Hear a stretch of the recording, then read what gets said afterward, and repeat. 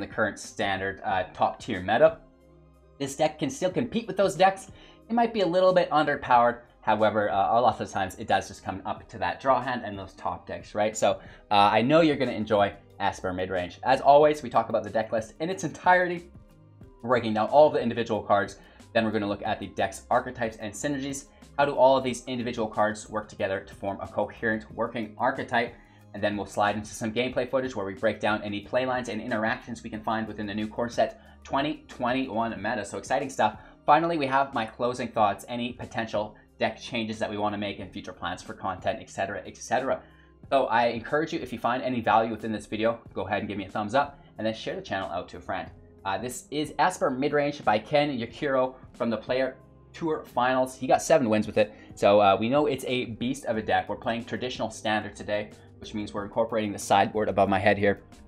But before we get to that, let's not get ahead of ourselves. Let's break down the deck list in its entirety. Esper Midrange doesn't have any 1-drops. It's a little bit higher cost of a deck, signified by the term midrange, right? We got 4 Seasoned Hallowblade, so this is great because it survives all of those Shattered Skies. So it's a 2-cost 3/1. You can discard the card. It's gain indestructible until end of turn. So a really great way, much like we used to see Donto Vanguard, I believe, right? That 3/1 attacker that could gain indestructible by paying 4 life. So it's a great way to keep that creature on the board, and it almost needs to be exiled. Tithe Taker, we also have 4 copies of. This is a 2/1, and during your turn, spells your opponent's cast cost 1 more to cast, and abilities of your opponents that they're going to activate also cost 1 more to activate, unless they're mana abilities. We have Afterlife 1, which means when it dies, it creates the 1/1 flyer, which is nice. 2 copies of Aether Gust main board, instant. Choose target spell or permanent that's red or green. Its owner puts it on the top or bottom of their library. It's up to them, their choice. 2 copies of Dovin's Veto, another instant. Counter target non-creature spell, and this spell it can't be countered, which is quite a lot of fun. We have a single copy of Dire Tactics, instant speed. Exile target creature. If you don't control a human, you lose life equal to that creature's toughness. 4 copies of Mystical Dispute. This could be classified as our only 1-drop. It costs 2 less to cast if it targets a blue spell. If not, it's going to cost 3. And our spell is countered, or our opponent's spell is countered, I should say, unless they pay 3.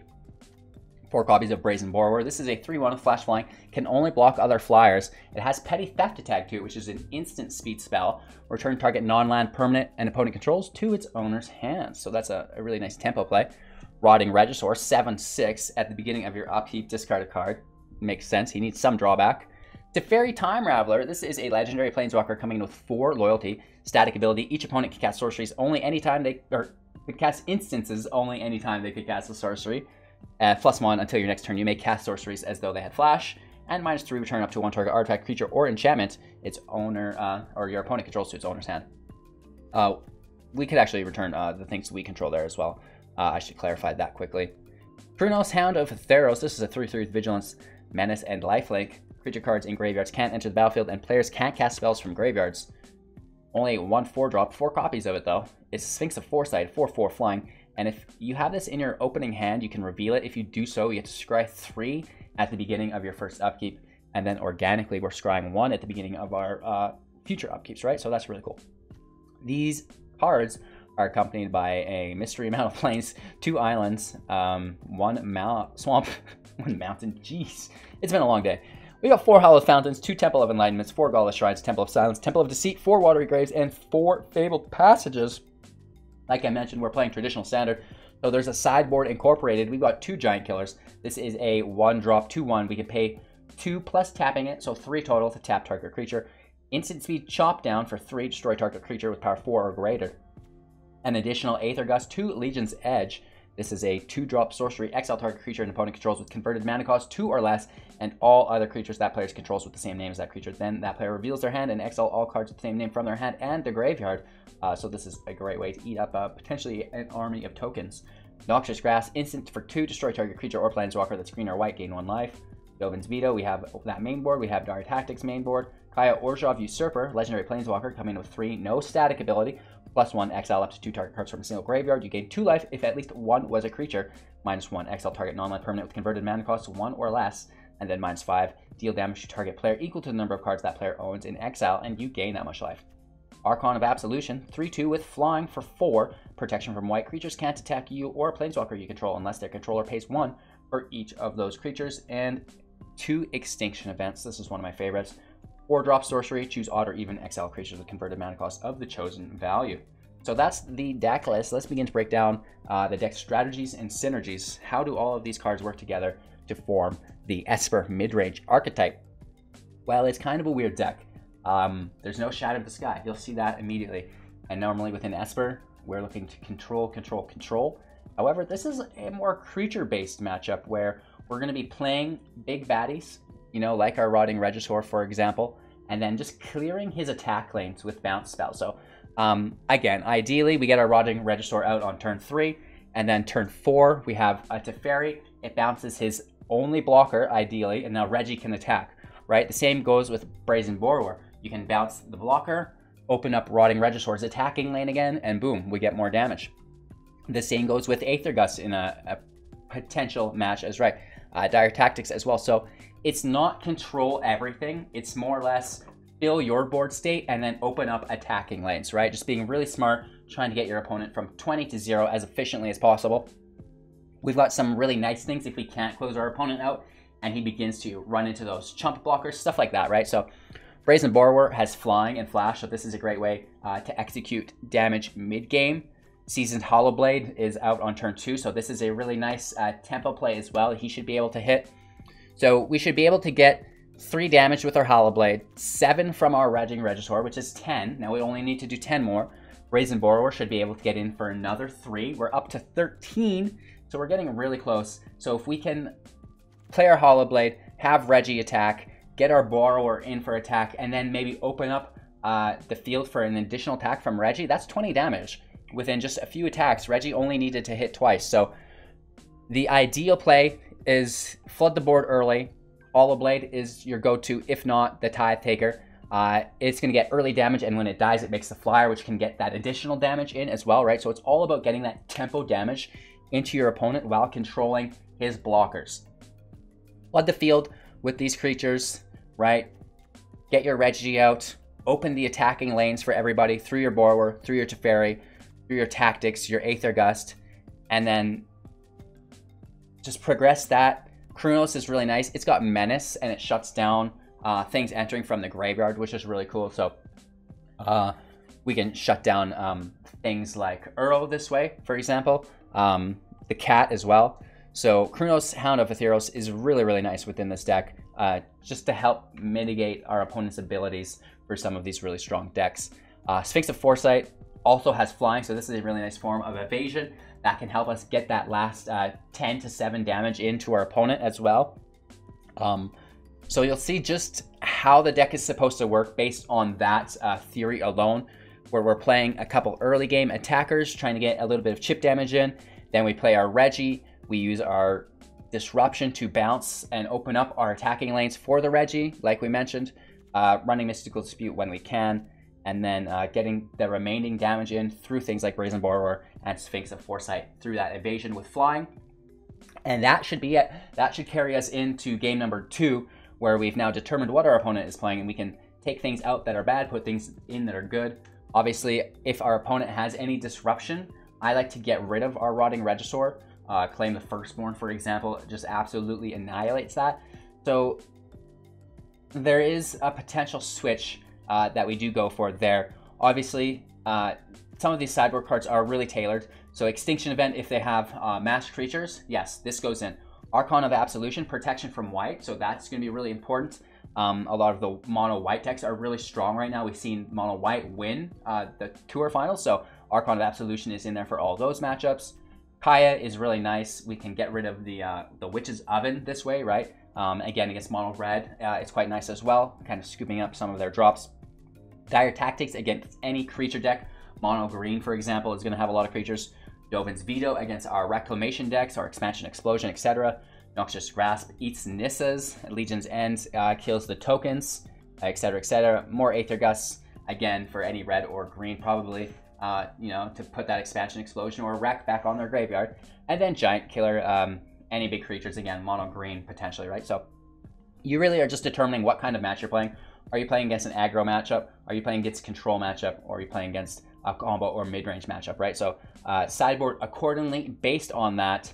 Again, Giant Killers for creatures, Aether Gust is for basically combos or creatures, Legion's End is for creatures, Noxious Grasp is for green Nissas, Dovin's Veto is for non-creatures, Dire Tactics is for creatures, Kaya is for creatures, Archon of Absolution is for creatures, and Extinction Event is for creatures. So most of the sideboard here is to protect against thick creature decks. However, we do have things like Aether Gust, Dovin's Veto that can go both ways for that. So that is the general sideboard guide. You guys are going to have to try to snuff this out a little bit more in depth. Obviously, I've only played a couple matches with this deck, so it's a lot to discover the meta and all of the unique interactions within the sideboard against these meta decks. But I think we did a pretty decent job sniffing it out and discovering what each card is for within the current meta. So that's that. I'm live on YouTube, you guys, every single morning, 6 a.m. Mountain Standard. At 7 a.m. Mountain Standard, we go live on Twitch for like 4 to 8 hours, and we're in the Discord for the remainder of the day. So I really appreciate your time and attention. Thank you guys so much. All the support on Patreon, the YouTube membership program, and the Twitch Prime shenanigans has been incredibly helpful. Thank you guys so much. Do take care. Enjoy today's Esper Midrange footage. Don't forget to watch to the end so you don't miss out on my final thoughts. Playing first, always. Fairy turn 3, always. Okay, let's get there. Maybe let's brighten us up a little bit. Ooh, you guys ready for a ghost story? Told by Sphinx of Foresight.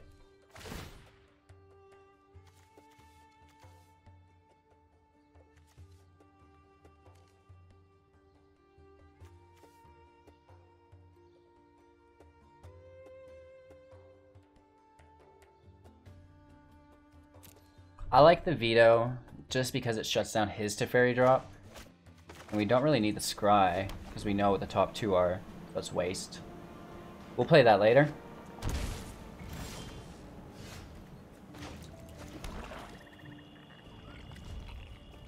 We're gonna counter this Growth Spiral. Just a Sailor, interesting.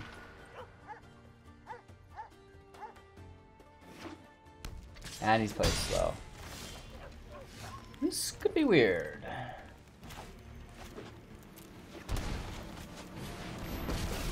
No mystical dispute. We're safe. Bounce the Sailor. Don't worry, I got this.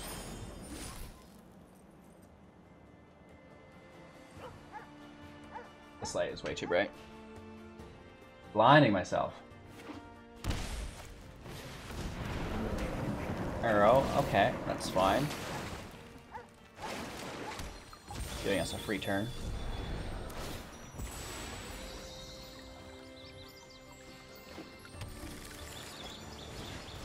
Immediately into the Sailor. Taking our Scry now. More lands. We don't really need 5.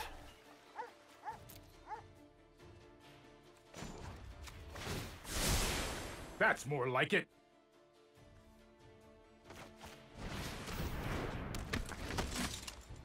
The Taker kind of shuts down him casting on our turn a little bit, at least.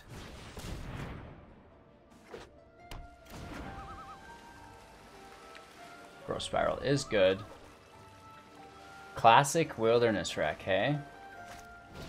2 Sailors, that's really good.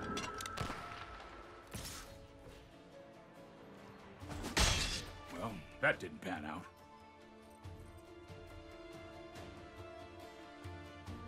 So he wants to kill this here, so things don't cost more later.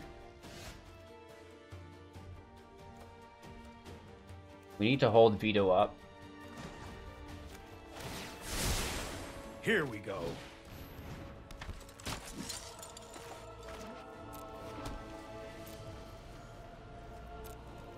No attacks and turn. We lose to Fairy here. His stuff costs a lot more to cast. We have a Reclamation counter.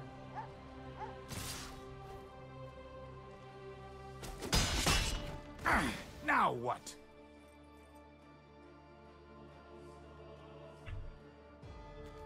Only 3 in the grave. Here's Reclamation. Nope.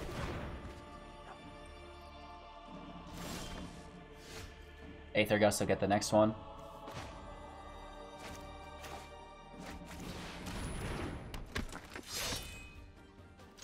We can push damage now.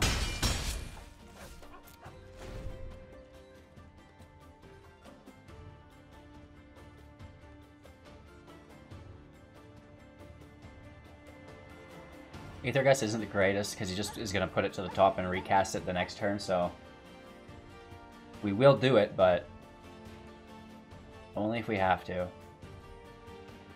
It might be better off to let that go through and Aether Gust the expansion, right? And again, he just gets that right back though, so it's a hard equation to solve, as is Temur Rec in general.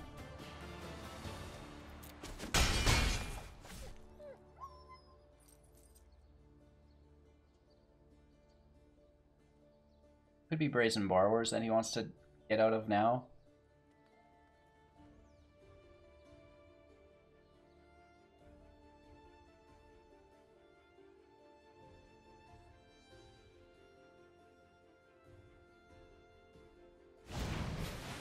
Yeah, he's playing it as a tempo move.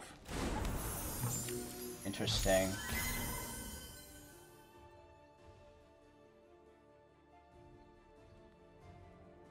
It can't block. Anything he wants to play, it has to be now.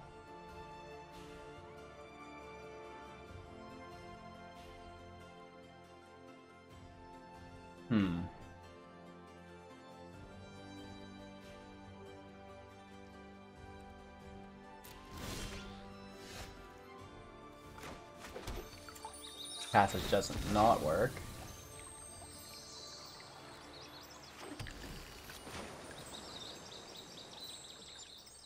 Let's play our Sphinx, shuts down his attacks, and we can still hold up our Aether Gust. That's massive damage, down to 8. So, bouncing the Aether Gust, or with the Aether Gust, will actually let us win here, I'm pretty sure. Especially if he attacks.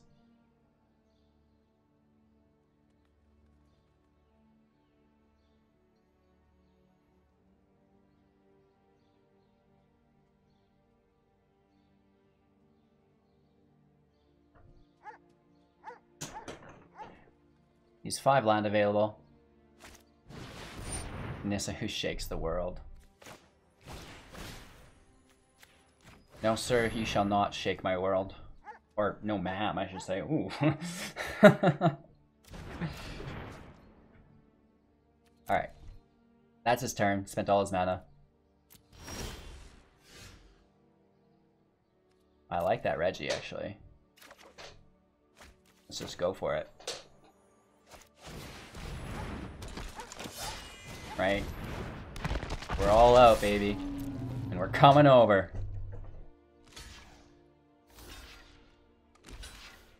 Still gets hit for 5, loses all 3 of his creatures.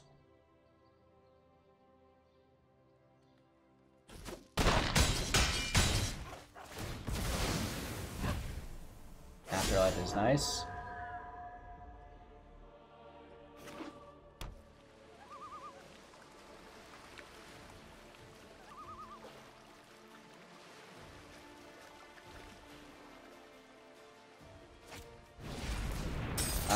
It helps, but I think we still are close to lethal. He goes up to 9. Blocks to 7/7. We hit for 7, 8, 9, 10 still. So he's gonna need something in conjunction with that. A Borrower on my Reggie. Cycles the Sharknado. Okay, this is looking good. We're scrying the land to the bottom. Definitely don't want that. It's a fairy. Good game. Great, isn't that busted? Trust me, you'll thank me later. Alright, so Esper Midrange really representing a fairly strong presence here. This is Wilderness Wreck we just are taking out. So we like the Veto. That shuts that down. Aether Gust, sure. That does help. I can't see Legion's shenanigans here. Let's zoom in. Exile creature, no. Noxious Grasp gets Nissa. Target creature, no. I think the Aether Gust is our only pick. And the Veto. We're not taking creatures, so Dire Tactics can go. I'm not sure he's casting much except for his Uro, but it is nice to shut that down. The Borrowers were nice. The Dispute is nice. The Regi is low value because he has Borrowers, so he's just going to bounce that. So I think this is as good as we're going to get. Yeah, I'm okay with this. Noxious Grasp is the only thing else that we might take, just to kind of eat that Nissa, but that's his only creature slash planeswalker, so I'm not sure how relevant that's going to be. We have to mulligan that hand. This is no land. Keeping 6, tossing the Regi.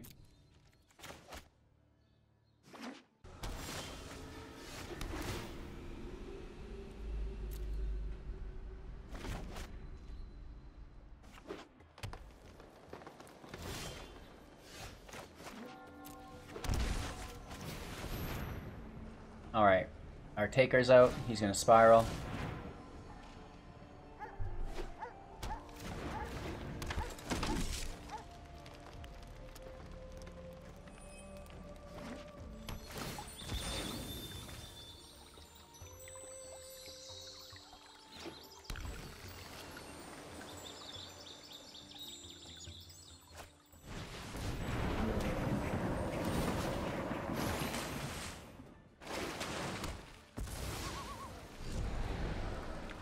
They're still at 2.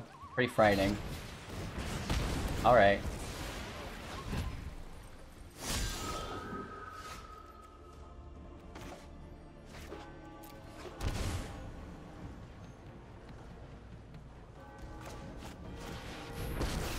I'm just going to Fairy Plus sidestep the Bone Crusher Giant. I've got time.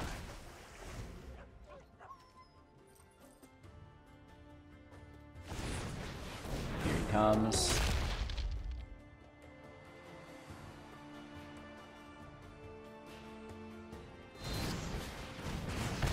Right, that's why we plus to avoid that.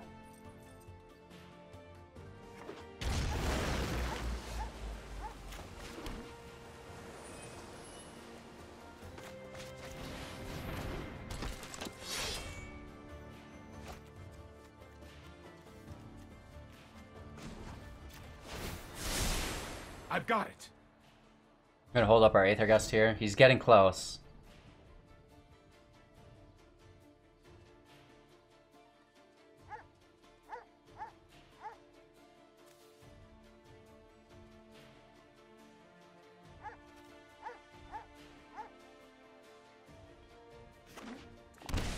Pays for the land.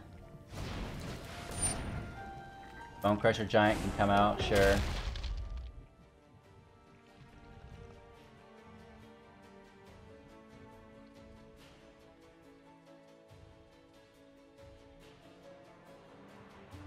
I think he has another, and he wants to make us discard to give it indestructible on the stack and then stomp on top of it.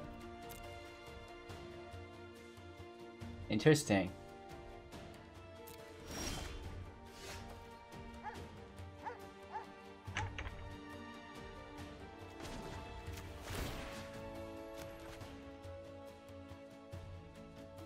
No, I am not making this up as I go.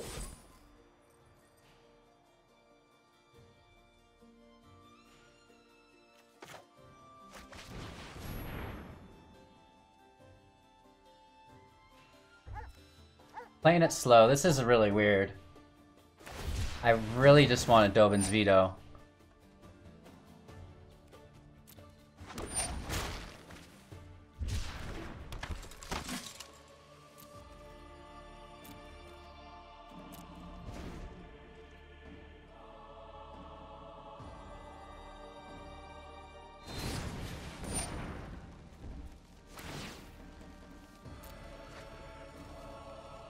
Does he have another stomp? No. It does tap us, which is annoying.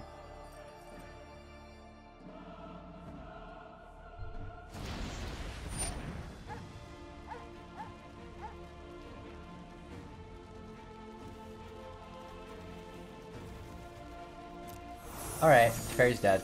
Sure.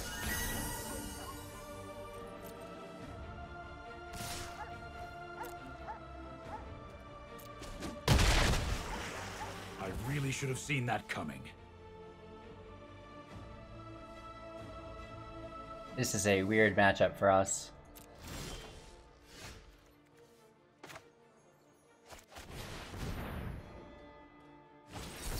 And they gate. That's hot, baby.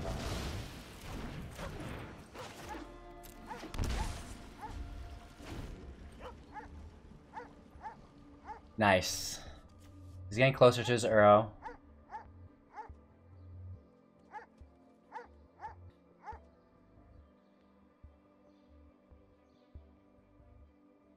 The adventures are really good against us.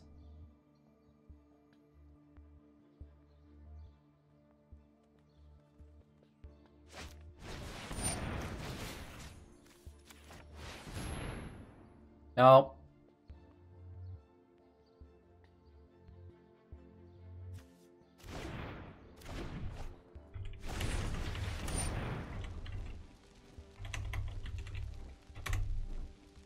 Bone Crusher Giant hits. That's okay.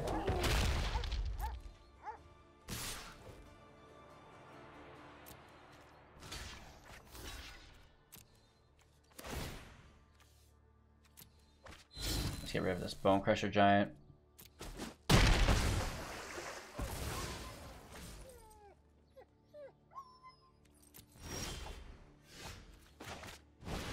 Sphinx deals with the sharks pretty nicely. The only problem is Aether Gust is no longer available.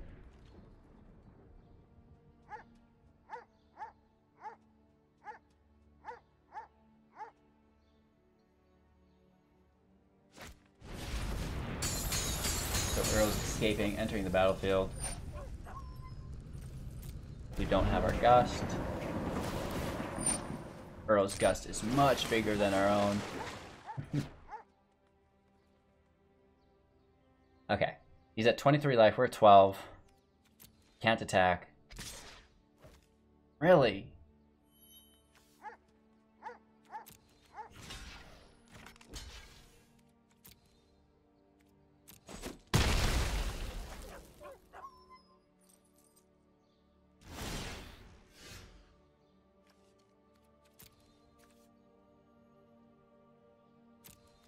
Borrower's pretty good. It'd be a shame to toss that.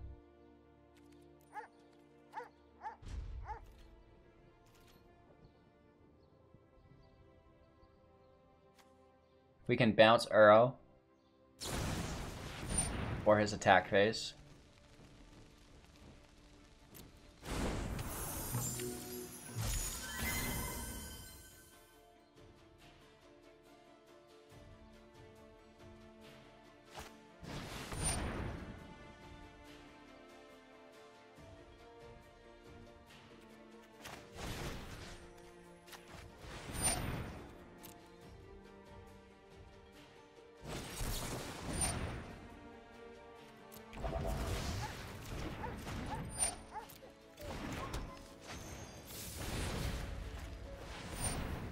Now we don't get to bounce his Uro. Anything to keep that Reclamation off the field. No blocks here. Down to 6. I think that's going to be game.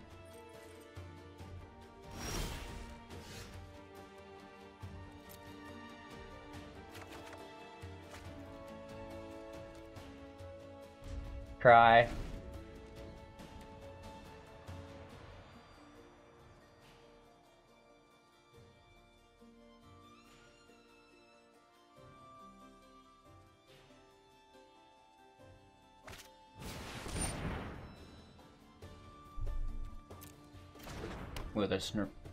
Wilderness Wreck. It does hit. We just immediately bounce it, I guess.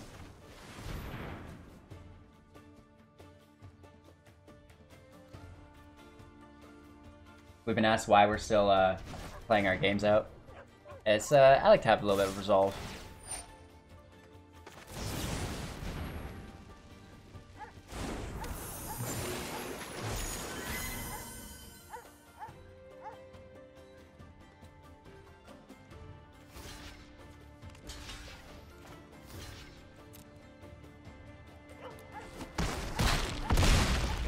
Right, just try to finish the games out. They like to have a satisfying win as well, and When you just run into concedes, it's not really that fun of a game.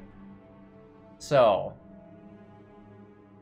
he really shifted into a more creature-based adventure style.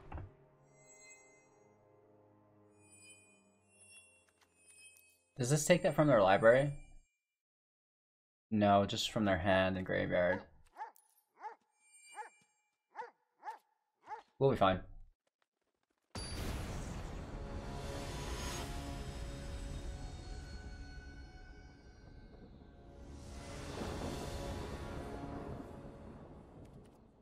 Playing first, 3 lands with a Teferi and a Mystical Dispute. I don't mind that. Take our Scry off the start. Yeah, that's like actually almost ideal.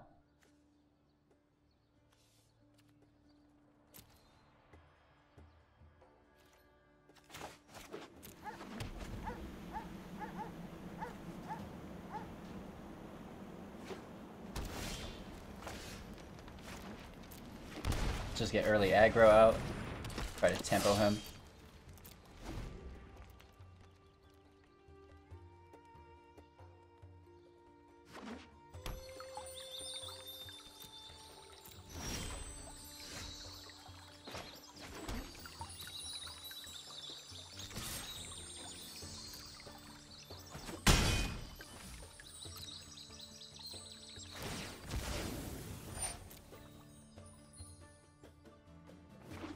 He sacks his passage for a second land, that's fine. Dropping his third, our dispute is available.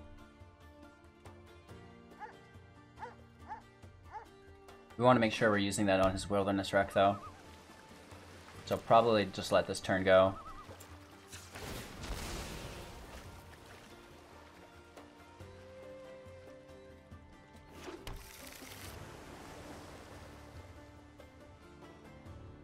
He could flash a Borrower in and try to match our tempo.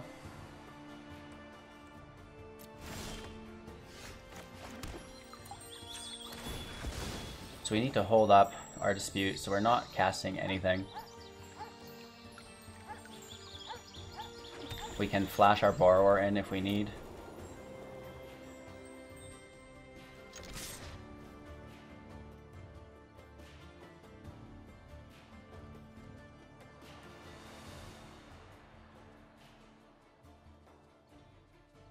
He could borrow us. Is that worth countering? Probably not.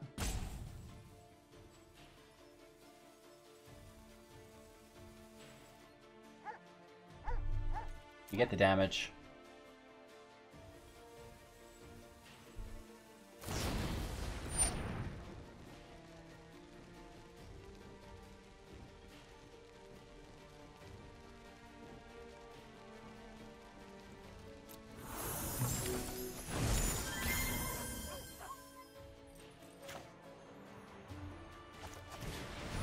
Just hold up our dispute. Oh no, shoot. We're actually gonna have to bounce it with our Borrower. It's not a blue spell, so dispute costs 3. Interesting. So he went creature heavy.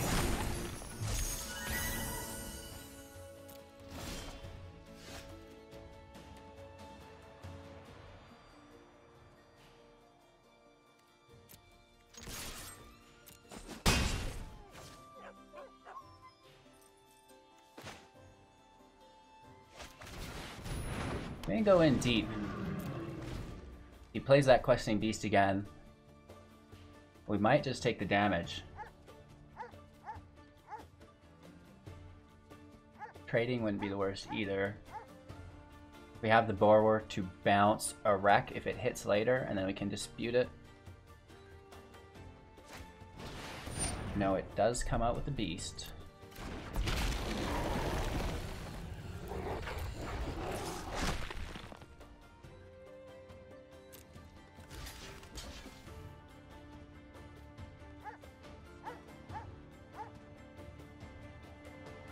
Sure. It's a weird scenario. The only reason I do block it is because of the Vigilance. If it didn't have it, I think I would take the damage.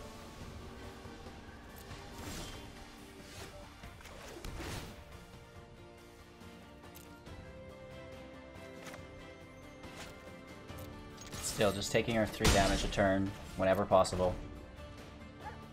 We have a dispute ready here. We've risked it twice. We're going to take advantage of it here.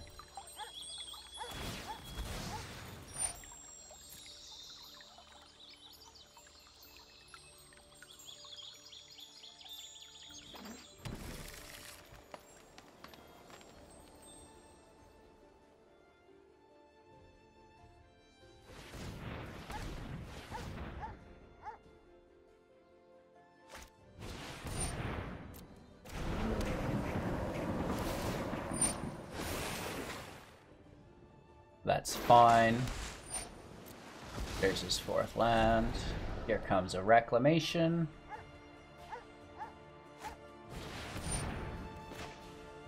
Another questing beast. I think we can stop that.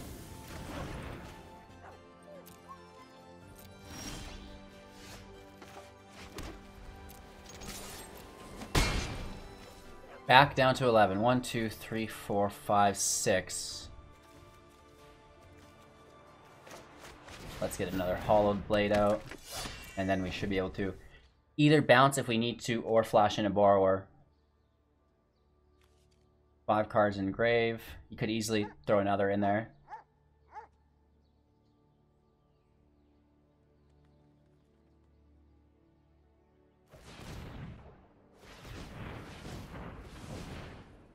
Four for his wreck.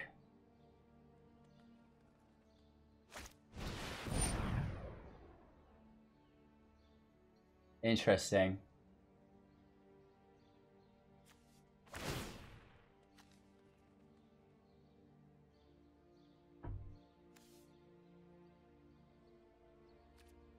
I'm gonna drop to Fairy.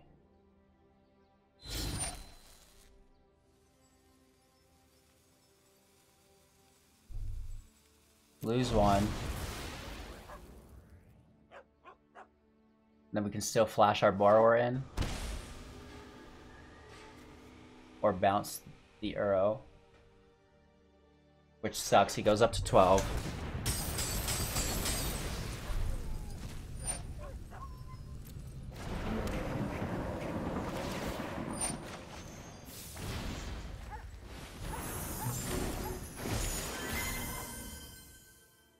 You can only play it once more, is the thing though.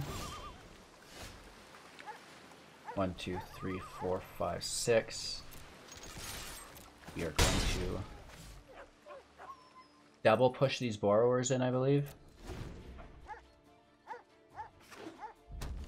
Oh, we don't have enough blue. We should have played a Tide Taker. Idiot! We're missing a blue source.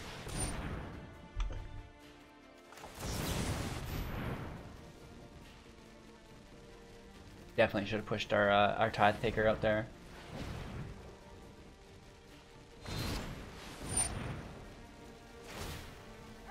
Maybe not. That keeps our Hallowed Blade alive. Unless he's got 2 of them. No, we're good. Uro hits, it escapes, and we hit for 6. So he's back to 12. No cards in grave. 5 on the field. That's frightening.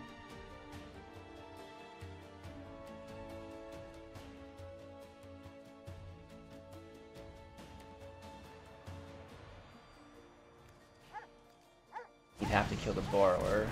Okay. He can still stomp. Keeping the land to discard.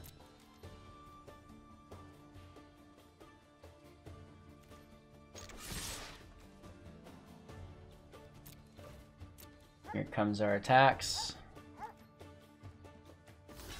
We're at 18, so he basically has to go for it. Unless he's got a stomp once we discard here. Which he very well could. Play stomp on the stack.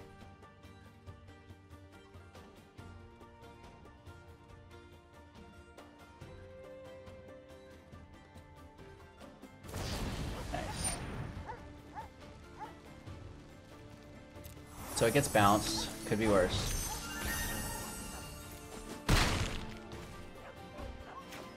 We can easily replay it.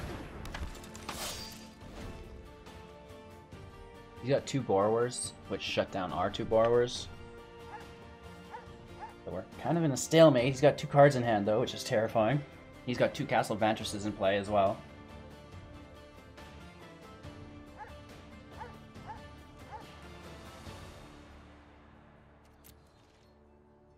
Alright, let's slash this in.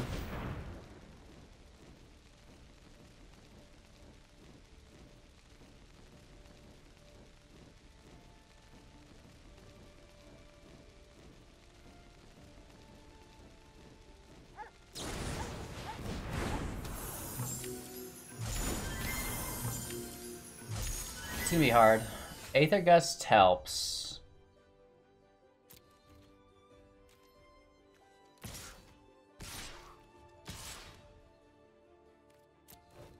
Let's just aggro out.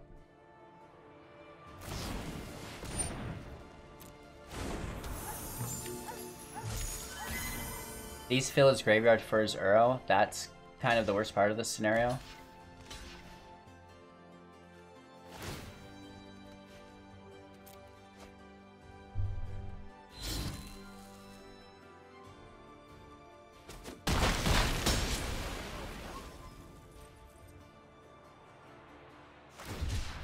Cycles a Tryon, that's also really good for Uro. Growth Spiral, also very good for Uro. I think Uro could probably re-come out now. Yeah, nice.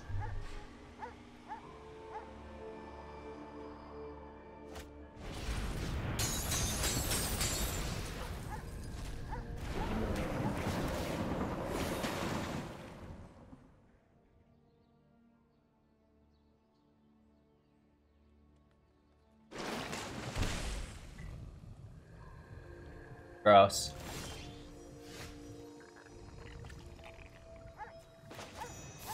This is brutal.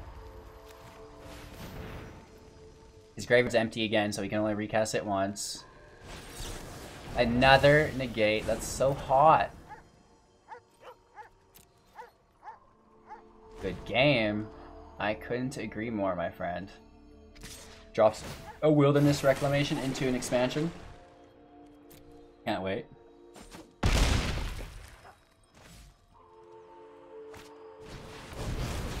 That's hot. Let's play it out. As we are respectable opponents.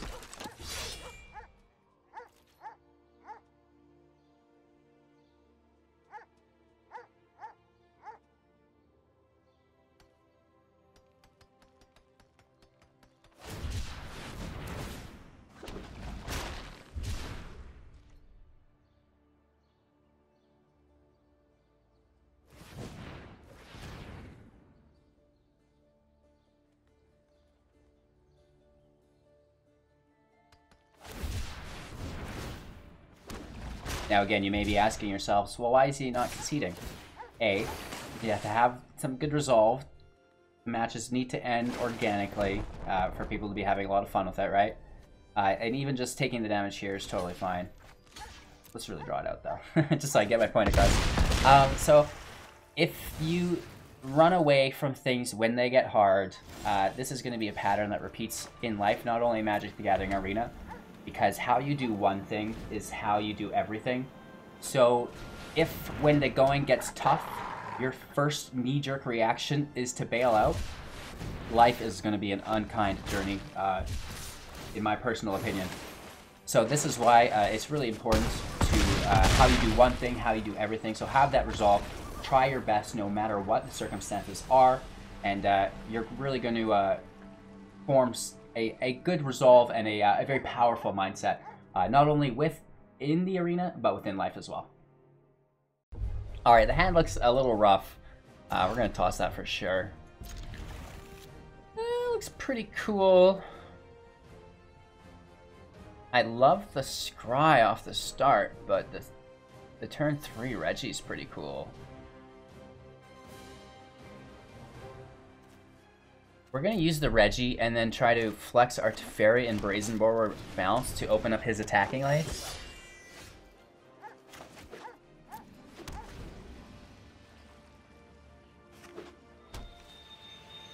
Reggie should shut down mono green for the most part.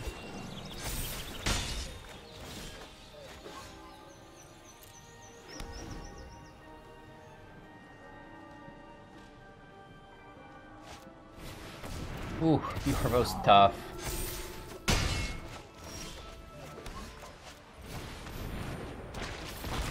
Tossing our dispute.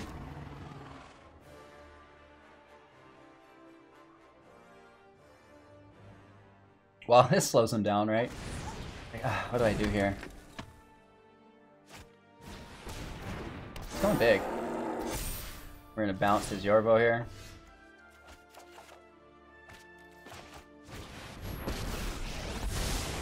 Let's slow this down. I'll protect you.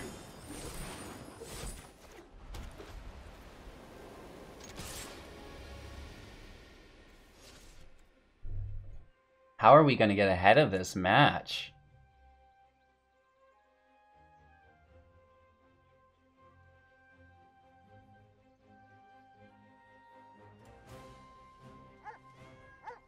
No attacks. Reggie defends while we kill him in the air, I guess?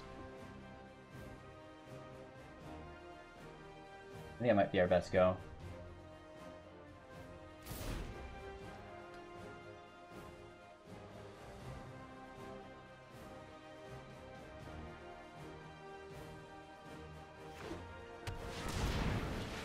Here's the Love-Struck Beast. And we do get the kill here.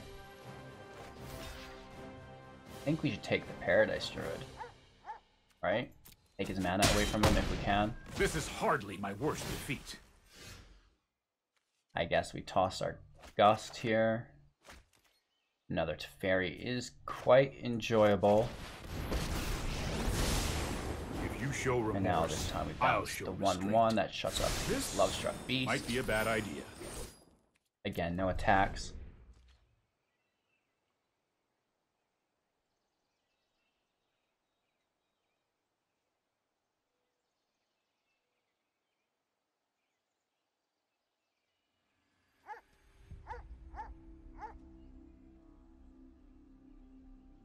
We have a lot of creatures to fight through. That's why Reggie's going to be such a powerful card for us. Even if we can get 2 of them on the board and not have a hand, just having the 7/6s is really going to be incredible. Or incredibly beneficial, I should say. Let's kill the Troll, and then we're going to bounce the Collector. I suppose that's how it was meant to happen.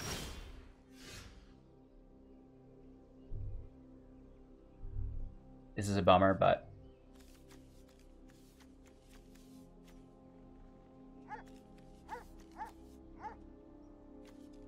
let's toss it to Fairy.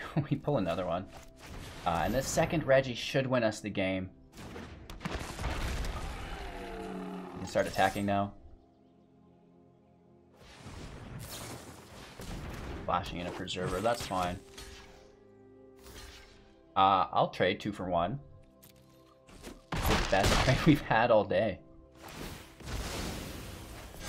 Right, Collector goes up, which we can easily bounce back down to 1.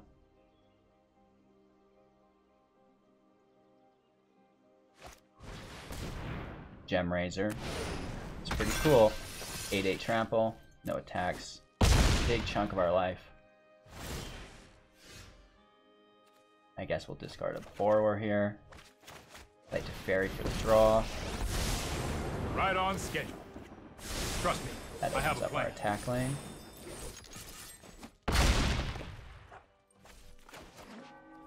Hunter's tapped. I don't really have a lot of life to play with.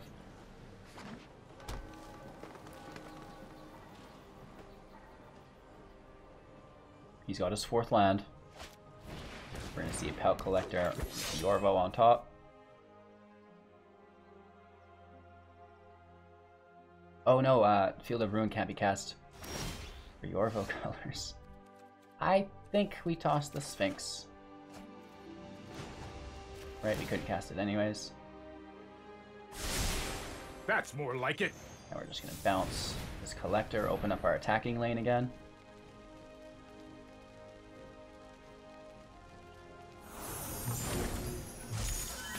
We could have another Preserver.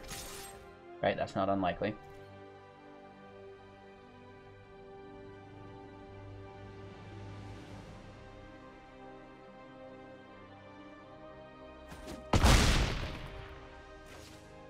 Down to 6. Interesting.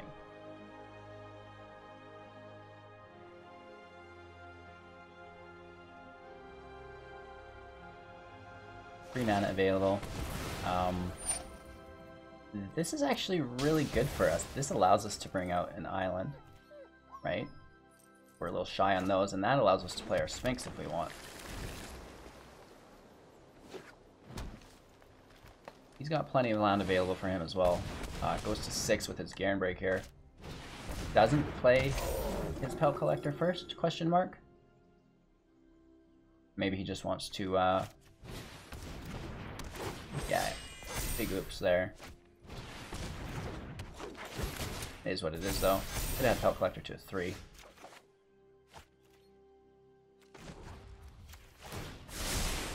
Don't worry, I got this. So we're back on defense now, and this Garen Break is tough. We have to play defensively. He could just chump block and then kill us.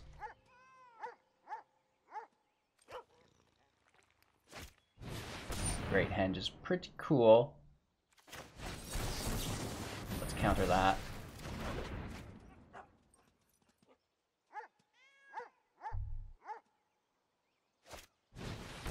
Oh, and Garen Break Yorbo still gets to attack and trade with us. That's gonna be game. Very nice.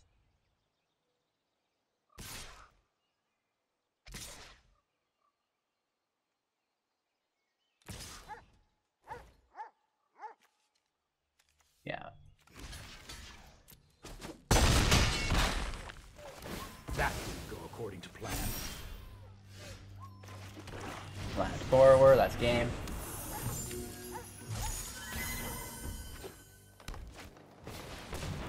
Another Garen Break, that's hot. We have so many creatures to deal with here. Just a ton of them. Should be okay though. Down to -7, let's sideboard. Against this lovely creature deck.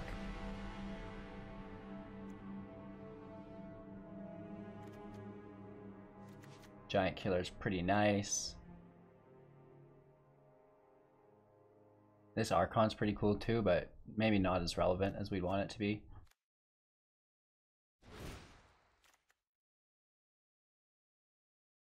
We do have our humans. Whether or not we keep our Tithe Taker, I don't think, to be honest, actually. And then like Extinction Event's very, very powerful for us.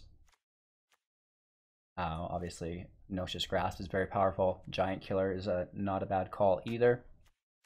As far as what we're dropping, honestly, probably our Dovin's Vetoes are dead as well at this point. Aether Gust can work. It comes down to a question, do we want Aether Gust or just removal though? Legion's End could be good. We pick up multiples potentially, but 2 or less could be hard to get. I think probably Dire Tactics is the pick there.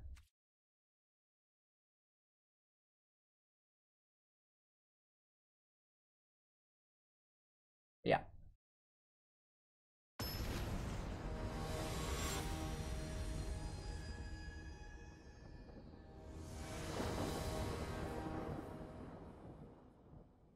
We're gonna play first.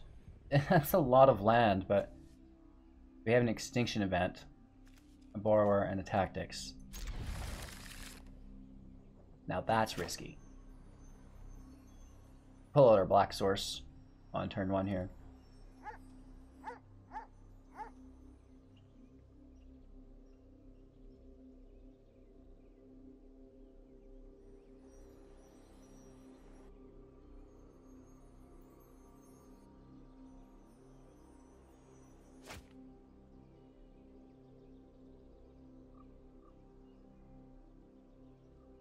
TikTok. Mono green into an Extinction Event should be fun. So let's pre-plan what we're going to do. Extinction Event hits odd or even. We see a lot of odds. We've got a lot of 1s and a lot of 3s. So let's try to pick up the evens with our Borrower and our Tactics.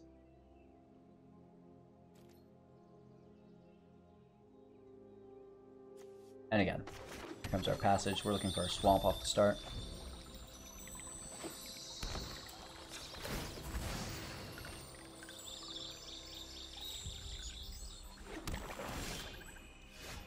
Activating our dire tactics now.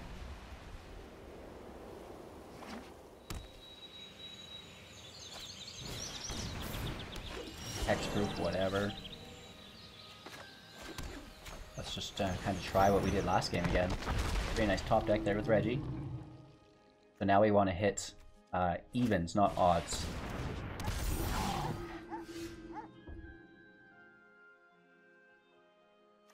We need the land for Teferi.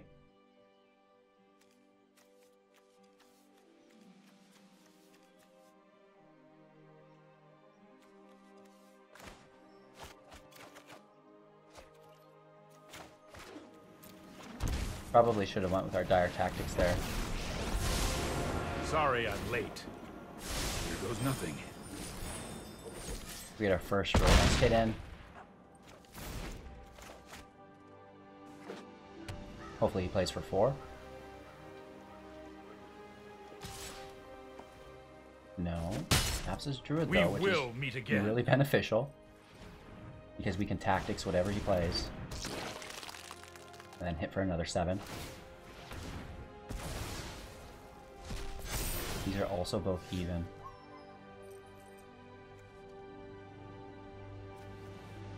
Let's toss the land. Hit even. Hit for another 7. And then we have tactics to bounce his next play. Right, and get our last 7 in.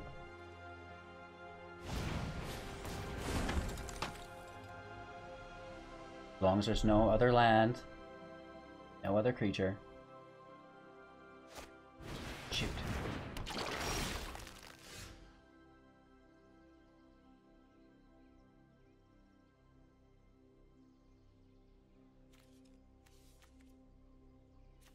Toss our dispute. Of course we draw the land.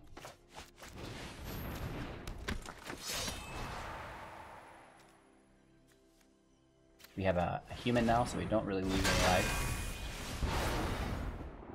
And that gets rid of his 1/1. He has to chump block.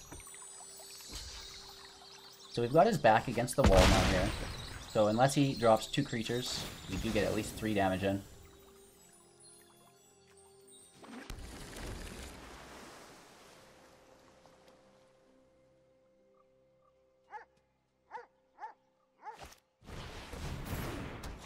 Druid is fine. Secondary Reggie's good game. Okay, that was alright. Let's try to make this work out in our 3rd game. Mono green with the creature removal. Let's take that Aether Gust.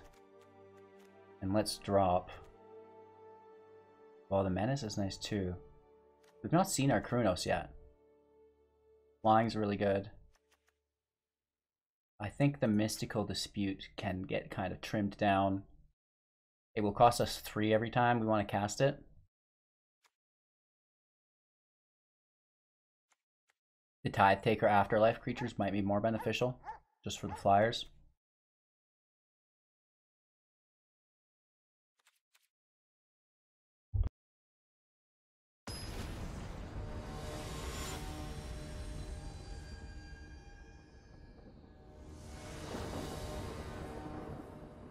Our opponent plays first here, just never ideal.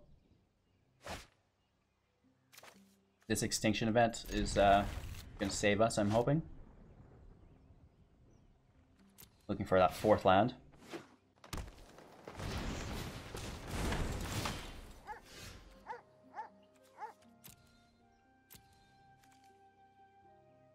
The Giant Killer is really nice.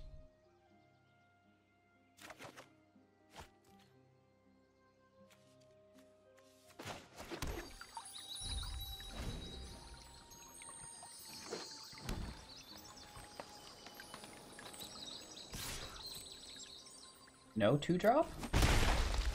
Wow, okay, we get a little lucky here.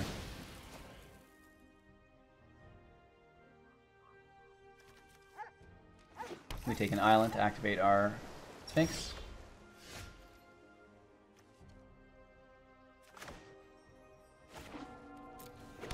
Paying life.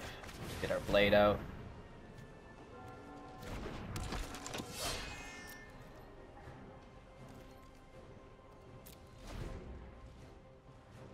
He plays his giant? No, Ehrenberg. Okay.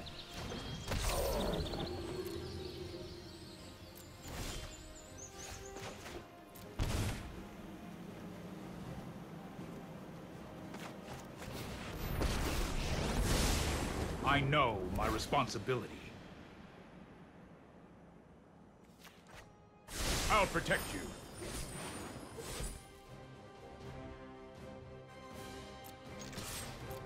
Let's let him kill the Teferi.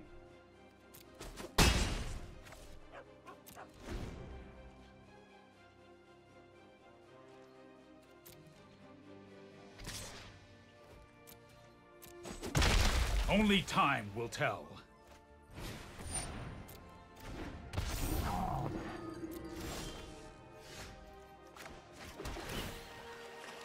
Borrower is really, really nice.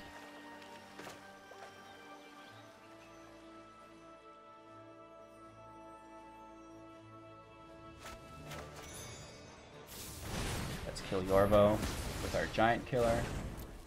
And again, 3 more damage in. Keeping pace with him at least. Oh, I was worried about questing Beast. We should have saved our giant killer for that. It is even though. So we would lose our Hallowblade. Could be worth it.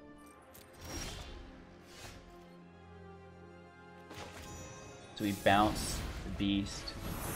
And then we Aether Gust it. Take our attack. Keeping tempo at least.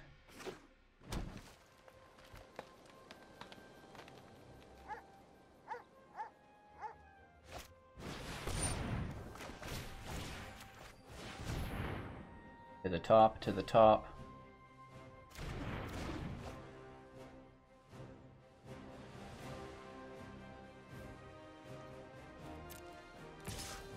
We can play our Sphinx.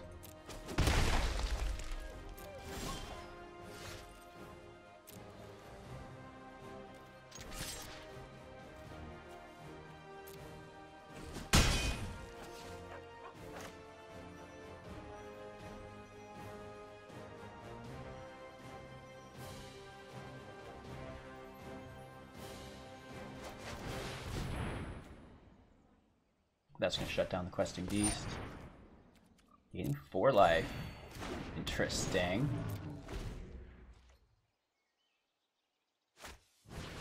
There's the Lava Beast.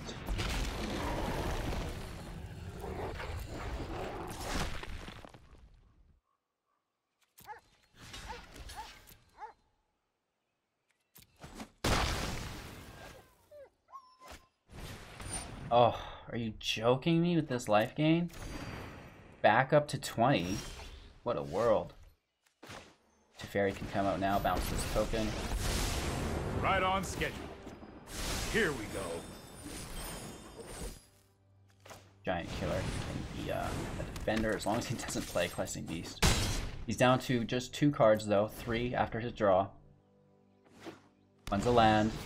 Here's the Beast. This is good. And a Barkai Troll. This is good as well. Beast can attack. Troll can have hexproof. They are even and odd separated, so that's kind of weird. We're down at 9, so I like a little bit of life gain, right? Let's throw some lifelink out. No attacks. We also have Menace here, which is cool, and Vigilance. So we can get hit if he drops a 1/1. Pretty good. Again, we could probably just chump block it with our Hallowblade and discard.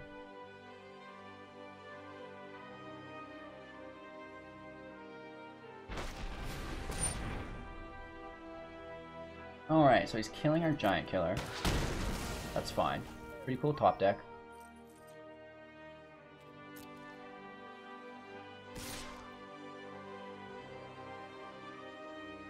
Yeah, I'm just gonna block with the Hallowblade and discard.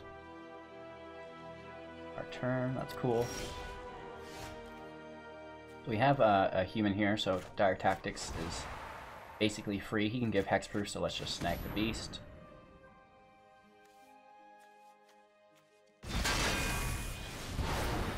Thank you. I've got it. And now we get to attack with Kunoros because of the menace. Also gaining life here, and we also have vigilance, so that's a pretty nice combo. Thank you kindly. We have a Brazen Borrower. We also have our Hallowblade. That's pretty cool.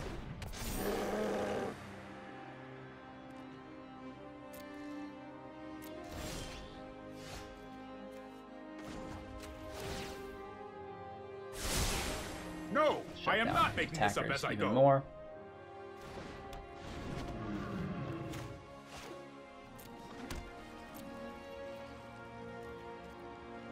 No attacks. We should be able to win the game with our foresight.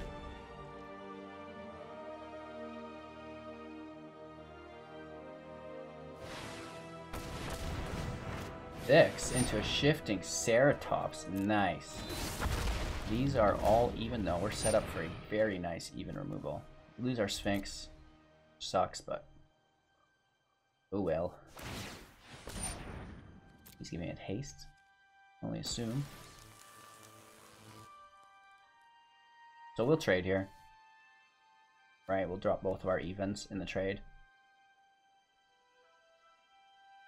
And then we'll use our extinction event to clear out the rest, if there are any.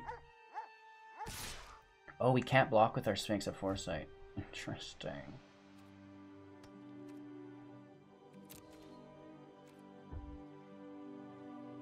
Chunk block it.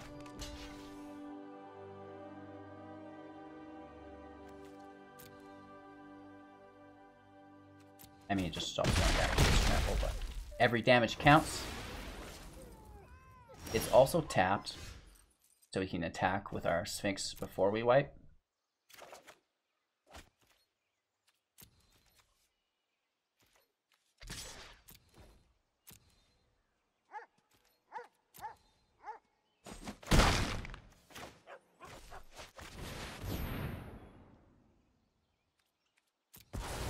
That's gonna seal the deal.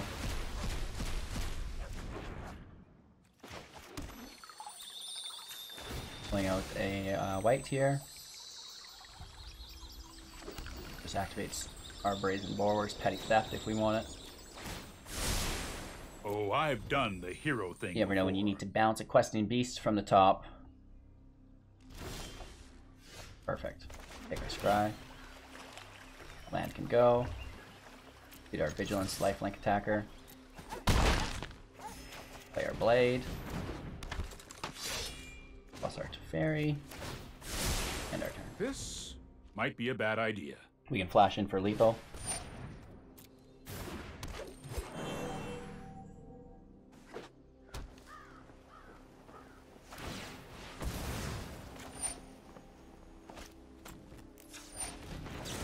Let's go ahead and tap that land. Let's pull another. Good game. Reactivates our Petty Theft. Woof. Alrighty then. Esper Midrange representing. We lost one, we won one, playing against two top meta decks, and that Reclamation matchup it's hard no matter what deck you're playing against. There's a reason why so much of the meta consists of Wilderness Reclamation right now. A very powerful card and a very powerful deck. Nonetheless, I think we held our own very good, and then we stomped out mono green with relative ease. So not a tier 1 deck, however, it still does compete against them at a relatively high level. So if you're looking for a break from the current standard meta, Esper Midrange is going to get you there. It's going to be refreshing and a lot of fun to play. So I hope you guys enjoyed. Thanks for watching. I'm live on YouTube every morning, 6 a.m. Mountain Standard, live on Twitch every morning, 7 a.m. Mountain Standard.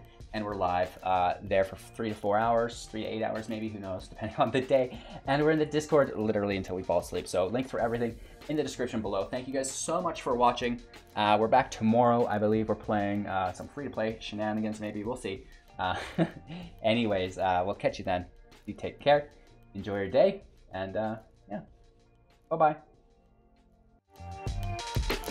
Magic.